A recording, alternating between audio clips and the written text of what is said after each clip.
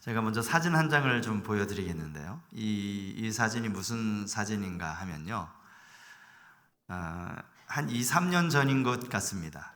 굿네이버스라고 하는 그 단체와 또 한국전력이 강원 본부에서 도내의 그 취약계층 아동들 30명을 선발을 해서 이제 진행한 행사입니다. 뭐 어떤 행사인지 보시면 이제 금방 짐작을 하실 텐데요. 행사 제목이 뭐냐 하니까 세신 줄게 헌신다오입니다. 세신 줄게 헌신다오. 그러니까 뭐 신발이 낡아서 헤어지면 그 다음날 바로 집 앞에 가게에서 좋은 신발을 사는 뭐 그런 친구들도 있겠지만, 헤어졌음에도 불구하고 참 신발을 사는 것이 많이 부담이 되는 그런 아이들에게 이렇게 깨끗한 새 신발을 이제 헌신을 받고 새 신을 이제 돌려주는 이런 사업을 진행을 한 겁니다. 제가 이 사진을 보면서 사실 생각났던 게 있어요. 이거 뭐냐면 서울에서 이제 사역을 할 때였는데, 제가 섬기던 교회에 새가족부에 표가 있었는데요. 여러분, 그 표가 뭔가 하면 새 신자를 헌신자로, 이게 이제 신발을 가지고 이렇게 또 표를 만든 거예요. 새 신자를 헌신자로. 이게 어떤 의미인지 여러분 잘 알고 계실 겁니다. 처음 등록한 이제 새가족 믿음 생활을 처음 시작하는 그 새 신자가 나중에는 헌신자로 되어지는 거. 그래서 참 너무너무 기가 막힌 표다라는 생각을 했습니다. 교회의 목적이 뭐겠습니까? 교회에 등록한 처음 믿음 생활 시작하는 그 새 신자가 교회 안에서 성경을 조금씩 알고, 교회 안에 믿음 안에서 좋은 분들을 만나서 서로 교제하면서 조금씩 익숙해지는 그것을 넘어서서 이제는 교회를 위해, 또 하나님의 나라, 하나님의 영광을 위해 헌신하는 자리로까지 나아가는 것, 이게 교회에 존재하는 목적 아니겠습니까? 근데 여러분, 이렇게 교회를 위해서 헌신하기 위해서는요, 먼저 선행되어야 할 것이 있습니다. 그게 뭔지 아십니까? 우리 안에 분명한 자기 신앙 고백이 있어야 한다는 거예요. 내가 믿는 하나님이 어떤 하나님이라고 하는 이 분명한 신앙 고백이 있어야 한다라는 겁니다. 저의 그 아침 루틴은요, 새벽 기도회를 마치면 이제 집에 와서 사과를 한 2쪽 정도 깎아 먹으면서 라디오를 들어요. 이제 KBS 라디오를 이제 듣는데, 보면 참 요즘은 뭐 라디오에 항상 싸우는 얘기밖에 안 나오잖아요. 이 이야기를 이렇게 들으면 이거 사과 맛이 다 떨어지는 거예요. 도대체 왜 이렇게 서로 자기가 옳다라고 싸우는. 제가 그 뉴스를 들을 때마다 늘 들었던 생각이 뭐냐면, 이 성경 구절, 사사기 21장 25절 이 성경 구절이 자꾸 떠오르는 거예요. 사사기 21장 25절 말씀이 이런 말씀입니다. 그때에 이스라엘에 왕이 없으므로 사람이 각기 자기의 소견에 옳은 대로 행하였더라. 여기 자기 소견에 옳은 대로 행하였다라는 이 말의 의미가 뭔지 아십니까? 내 생각이 옳다라는 거예요. 그리고 다른 사람의 생각은 틀렸다라고 말하는 거죠. 무조건 내가 생각하는 것, 내가 판단하는 것, 내가 내린 결정이 옳다라고 그렇게 생각을 하는 겁니다. 다른 사람들의 말은 들을 필요가 없어요. 그 말은 틀린 말이니까. 문제는요, 모두가 다 그렇게 생각한다는 거예요. 오른쪽에 있는 사람도 자기 생각이 옳다라고 이야기하고, 그와 정반대의 생각을 가진 사람도 자기의 생각이 옳다라고 이야기하는 거예요. 도대체 누구 생각이 옳은 겁니까? 여러분, 이걸 우리는 쉬운 말로 모순이라고 합니다. 모순이라는 이 한자 단어의 뜻이 여러분 뭔지 아실 거예요? 이게 창모자와 방패순자를 쓰거든요. 어느 나라에 창을 파는 상인이 있었어요. 그 창에 대해서 열심히 설명을 합니다. 이 창은 얼마나 강하게 만들었는지, 얼마나 예리하고 튼튼하게 만들어졌는지 이 창으로는 못 뚫을 것이 없습니다. 그런데 옆에서 한참 떨어져서 보니까 어떤 사람이 또 방패를 가지고 자기 방패를 선전을 하는데, 이 방패는 얼마나 튼튼하게 만들어졌는지 어떤 창이 찔러도 든든히 다 막아낼 수 있는 그런 방패입니다. 구경하던 한 사람이 궁금했어요. 두 장사를 잠깐 오라고 하더니, 그러면 이 창으로 이 방패를 찌르면 어떻게 됩니까? 물었습니다. 여러분, 이게 모순이에요. 두 사람의 말이 다 맞을 수 없습니다. 이 창은 뚫지 못하는 게 없이 모든 걸 다 뚫을 수가 있고, 이 방패는 어떤 것도 뚫지 못하는 방패라면, 그러면 이 창으로 이 방패를 뚫으면 어떻게 됐어요? 한마디로 두 사람 말 중에 한 사람 말은 틀렸다라는 거죠. 두 사람 말이 다 맞을 수 없다라는 거예요. 요즘 뉴스가 그런 것 아닙니까? 정부가 하는 말, 정부 쪽에서 정부가 하는 말이 다 맞다라고 이야기하고, 또 의료계 측에서 하는 말은 자기들의 생각이 다 맞다라고 얘기해요. 정치도 마찬가지죠. 제가 가만히 보면서, 야, 이게 정말 왕이 없어서 그래. 왕이 없어서. 왕이 없으니까 그냥 자기 생각이 다 옳은 거야. 왕이 없다라는 말, 이게 무슨 의미입니까? 진짜 왕이 없어서 없는 게 아니죠. 하나님을 왕으로 인정하지 않는 것이죠. 자기 생각이 옳고 자기를 왕으로 그렇게 생각을 하는 거예요. 사실 이 문제는 정말 너무나 간단하게 해결할 수 있어요. 하나님을 왕으로 인정하면 되는 거예요. 모든 것을 공정하게 판단하시고 정의롭게 판결하실 분이 하나님이다, 이걸 인정하면 문제는 끝나는 거예요. 누가 옳고 그러다 말할 필요 없습니다. 제가 그래서 막 그런 생각도 들어요.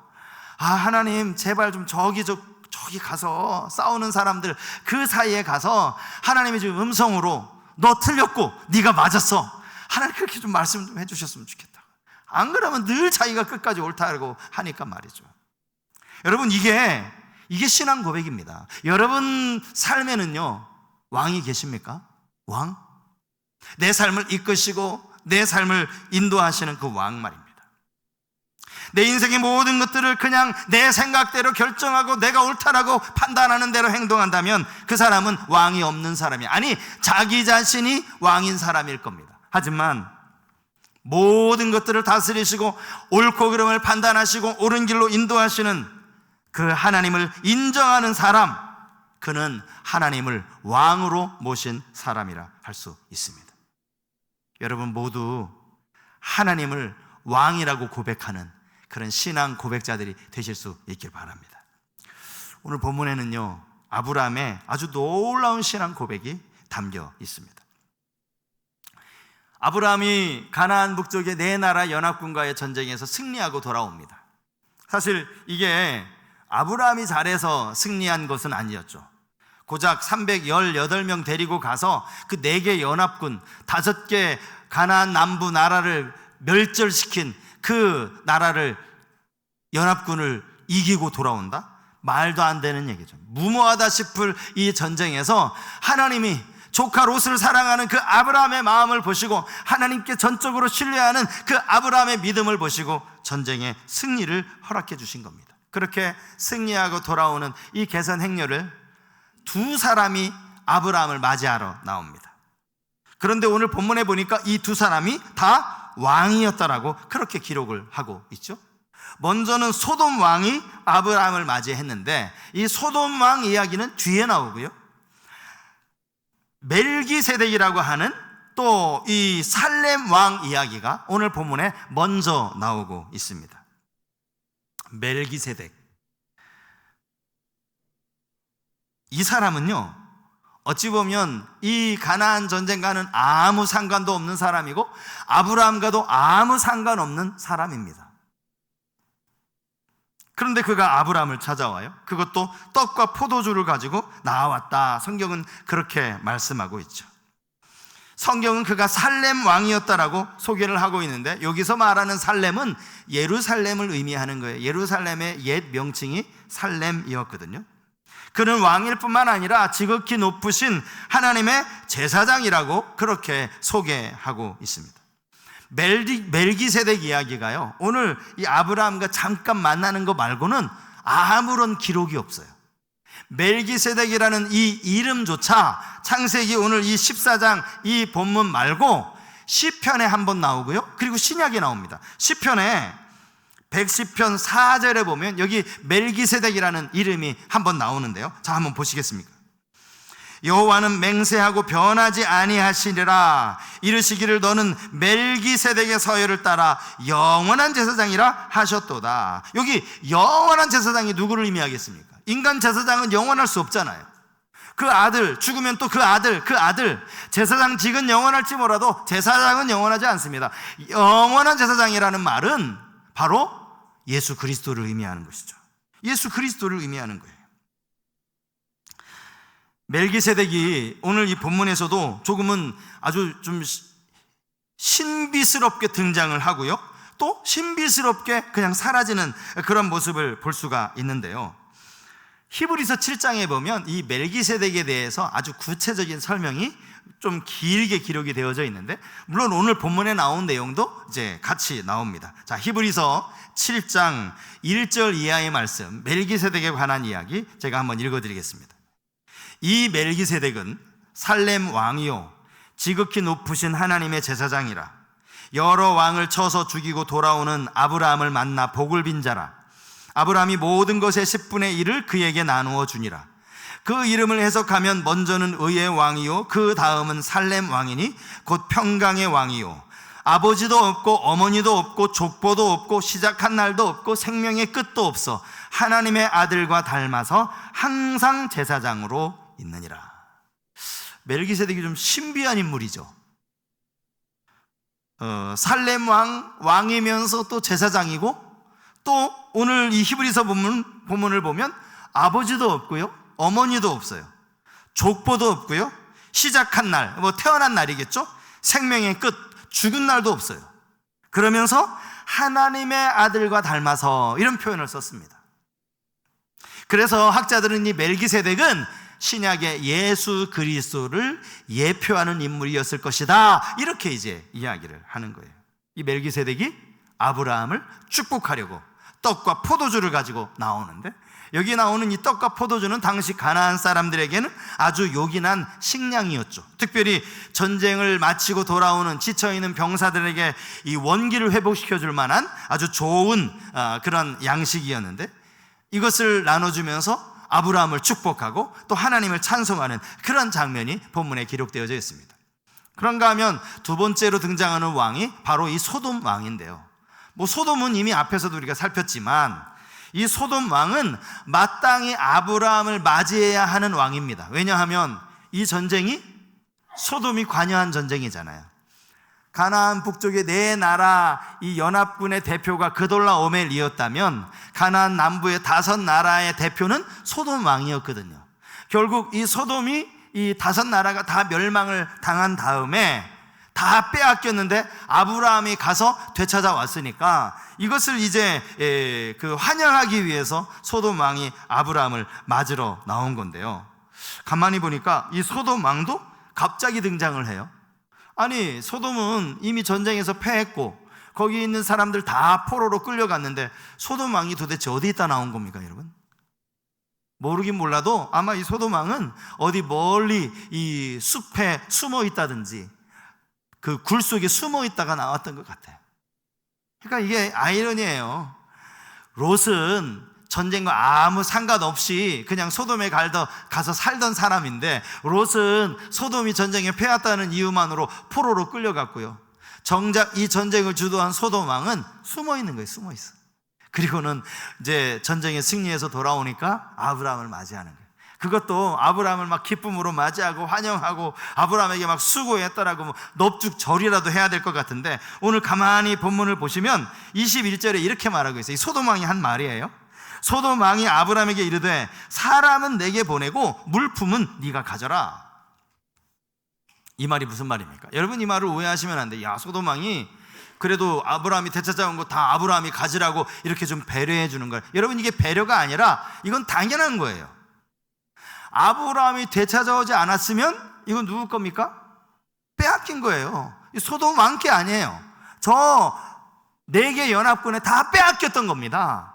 다 빼앗겼던 것을 아브라함이 찾아왔어요. 그러니까 이 모든 재물이라든지 사람이라든지 이 소유권이 지금 누구에게 있는 거예요? 아브라함에게 있는 거예요. 이게 전리품 아닙니까? 전리품. 전쟁을 해서 전쟁에 승리하면 그 지역에 있는 모든 물품이 전리품이 돼서 그 지역을 정복한 사람이 갖는 거예요. 아브라함이 가져야 돼요. 그런데 쥐가 뭐라고? 이거 너 가져라고 얘기를 하는 거예요. 당연히 아브라함 건데 가지라 말라 말할 권한이 없거든요. 지금 소돔 왕이 자기는 다 빼앗겨 놓고 말이죠. 그런데 놀라운 것은 아브라함이 여기서 뭐라고 얘기합니까? 오늘 본문 23절에 나와 있는데, 내 말이 내가 아브라함으로 치부하게 하였다 할까 하여 내게 속한 것은 실 한 오락이나 들매끈 한 가닥도 내가 가지지 아니하리라. 안 받겠다라는 거야. 안 받겠다. 이거 내가 얼마든지 차지할 수 있지만 이거 안 받겠다. 당신에게 돌려주겠다. 내가 이거 가졌다가 당신이 다니면서 아브라함 부자 된 거 그거 내가 줘서 그런 거야. 이런 말 듣기 싫어서 나 안 받겠다. 이렇게 이야기를 하는 거예요. 그러면서 아브라함은 받지 않지만 자기와 함께한 동료들, 이 전쟁에 함께 나섰던 이 사람들, 아브라함이야 자기 신앙이 있어서 나 이거 받을 수 없어. 이 전쟁 하나님이 주신 승리라는 걸 너무나 잘 알고 있기 때문에 이거 내가 받을 수 없어 라고 말할 수 있지만 그와 전쟁에 참여한 동료들은 모르잖아요. 이들에게는 당연히 전리품을 챙겨줘야죠. 자기들의 분깃을 챙겨줘야죠. 그래서 이들에게는 분깃을 주라. 오늘 본문이 그 이야기를 하고 있는 겁니다. 사실 제가 오늘 본문에서 주목하는 것은 아브라함이 멜기세덱에게 무슨 11조를 드렸다라는 이 부분도 아니고요, 소돔 왕에게 물품을 그대로 돌려준 그 이야기도 아닙니다.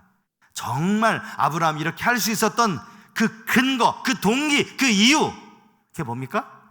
아브라함의 신앙 고백 때문이었다는 거예요. 신앙 고백.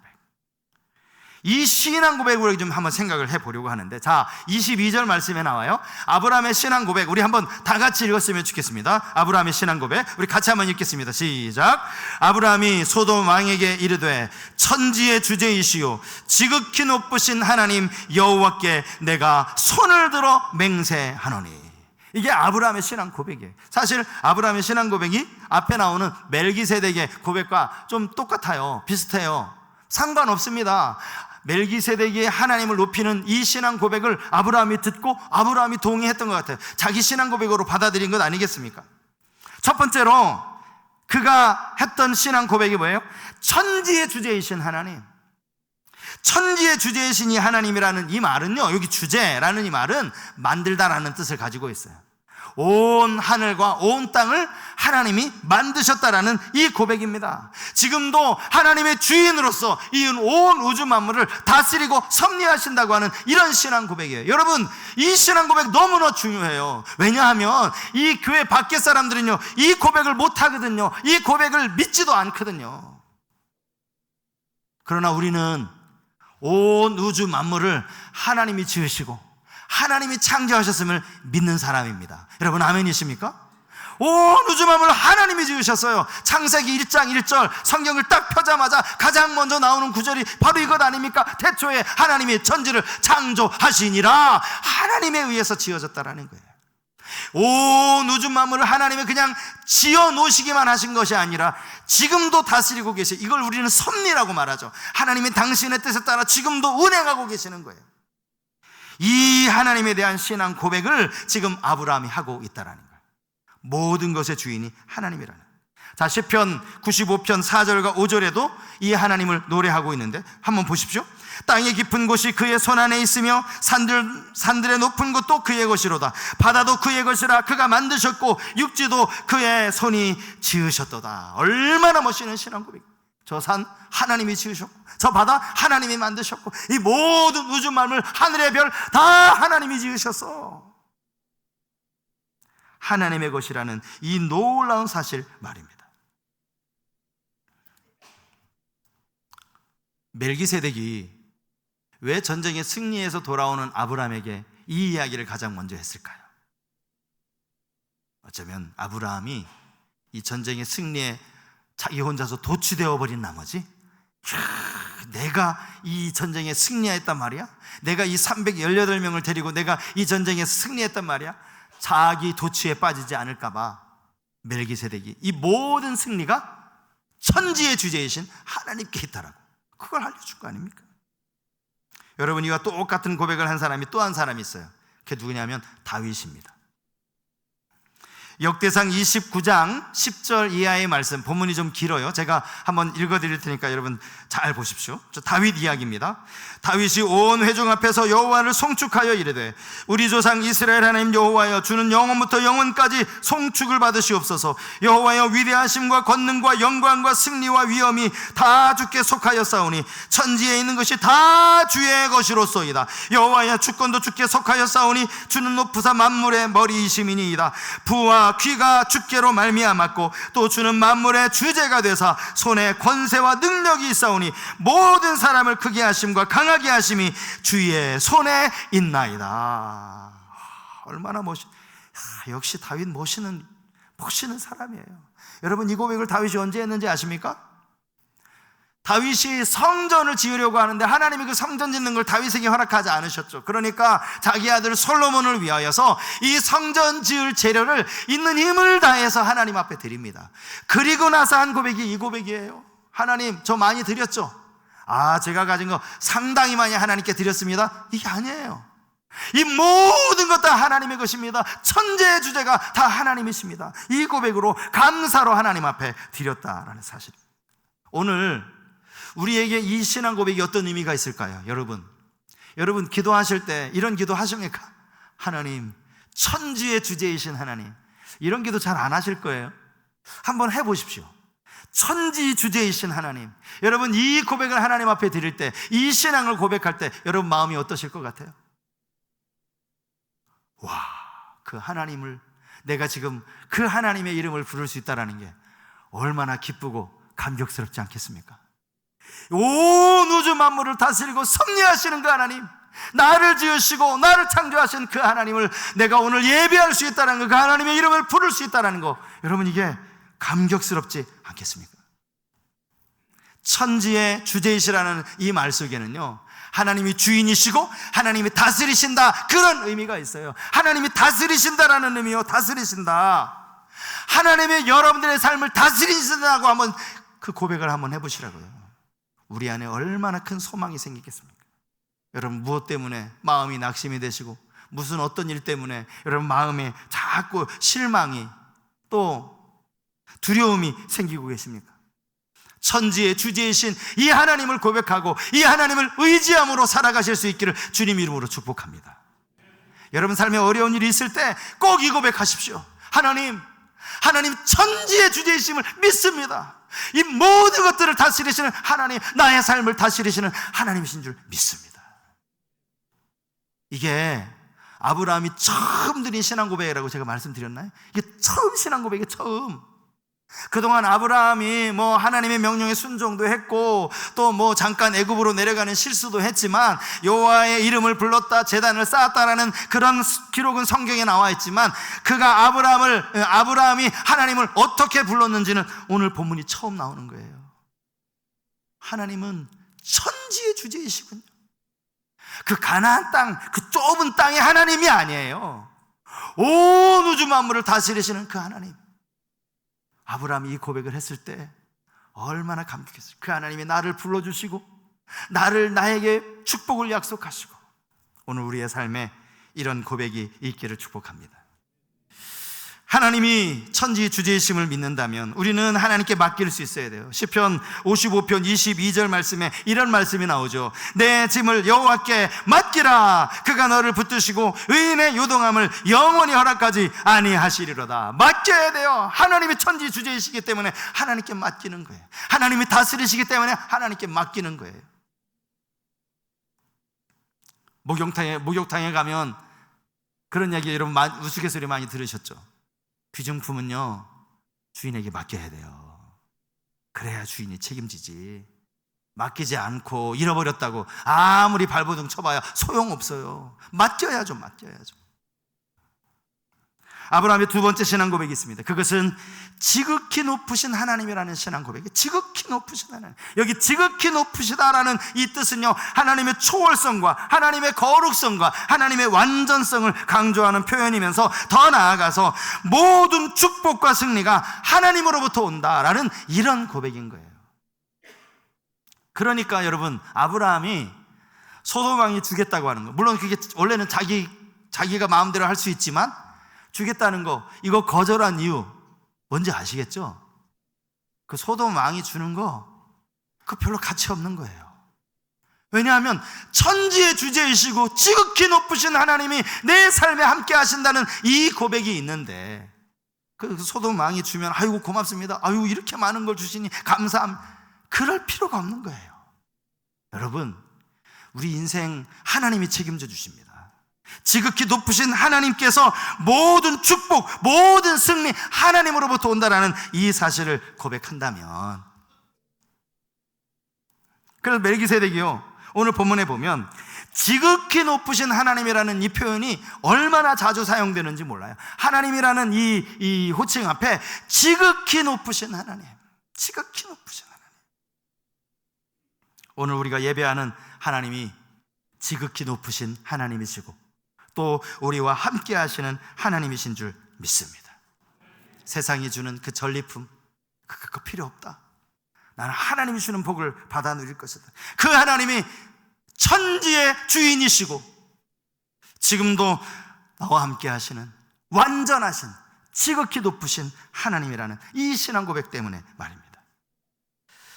여러분은 어떤 신앙 고백을 하고 살아가십니까? 여러분들이 믿는 하나님은 어떤 하나님입니까? 늘 이 생각합니다.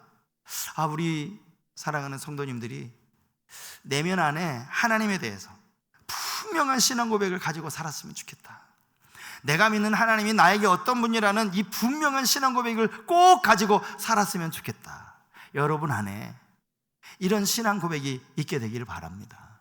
예수 오래 믿어봐야 여러분 이 신앙 고백 없으면 소용없어요. 하나님을 그냥 아저씨라 여기면서 교회 20년 30년 다니면 무슨 소용이 있습니까? 하나님이 내 아버지, 나를 책임져 주실 분, 천지의 주제이신 전능하신 그 하나님, 오늘도 내 삶을 이끌어 주시는 그 하나님, 오늘 그 하나님을 의지하는 믿음으로 살아가는, 흔들리지 않는 신앙 고백으로 살아가시는 우리 모든 성도님들 되실 수 있기를 주님 이름으로 축복합니다.